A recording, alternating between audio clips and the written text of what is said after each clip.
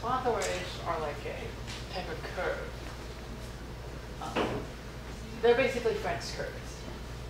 There are, as far as I know, 4 different names for them. Corny spirals, Euler spirals, and French curves. Why there are so many names is beyond me. And clothoids are really good for like cartoon characters and 2D animation, and also like CNC machines, self-driving cars, and high-speed rail. In fact, all rail tracks are laid out using clothoid curves, but high-speed rail uses a more advanced version of them. And also, they're available in Inkscape if circulated.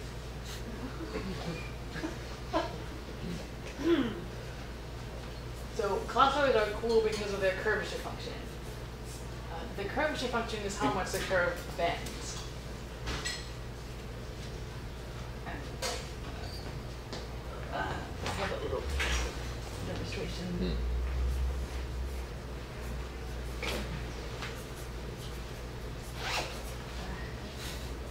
Derivatives for circles or something. So clothoids are not that different from guitar strings. So,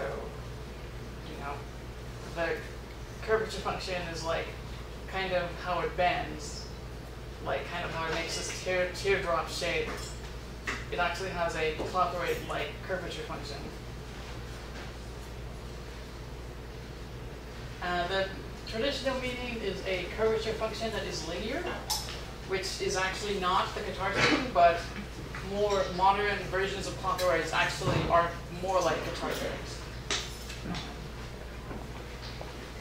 The biggest use of this is like if you use a clothoid to drive a car, then you won't get any jerky steering.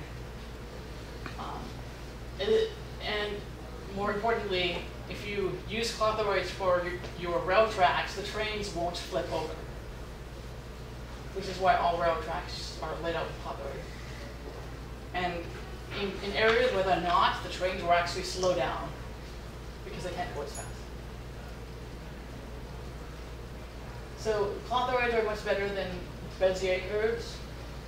In fact, Bezier curves were something of an accident. It's because the technology for clothoids took a while to become as advanced as Bezier curves. Bezier curves are actually really horrible if you know any engineers. Just polynomial curves have all sorts of horrible problems in their curvature functions. This is actually a big problem in 3D printing right now because the consumer software for 3D printers actually can't use nicer types of curves, and so stuff you make within your 3D printer will look worse than, say, if you bought it at Walmart, purely because of the math of the software that is available. That's my attempt at illustrating the difference between the two, which is hard to see. And then JavaScript is used in clothoid research. I used it in my research, which I did out of my last job. And then the other guy who also did clothoid research published a JS demo of his system. JavaScript is great for prototyping. Like you can literally write a simple clothoid app in like a day, which I had to do so for a patent application. And then I have a little demo, which is not Inkscape, because I can't stand Inkscape. This is the math is the same as, it's mathematically equivalent to Inkscape's version. Like Inkscape is an open source SVG editor.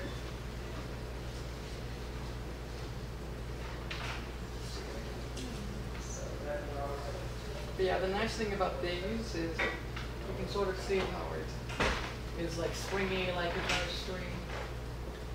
And also, it also flips over, which is also something like the guitar string will do too.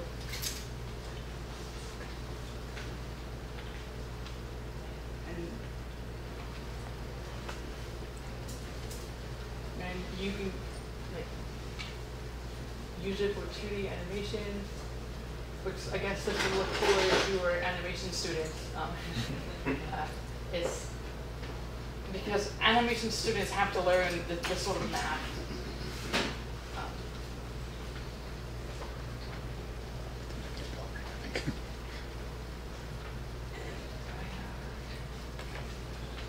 Hey Joe, Other people. we're And that's probably good.